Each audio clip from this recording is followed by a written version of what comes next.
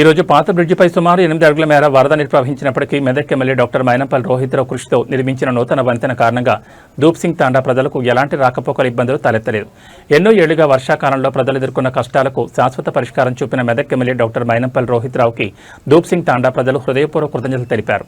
ప్రజల సమస్యల పరిష్కారమే లక్ష్యంగా అభివృద్ధిని కార్యరూపంలో చూపిస్తున్న నాయకుడు మెదక్ ఎమ్మెల్యే డాక్టర్ మైనంపల్లి రోహిత్రావు అన్నారు.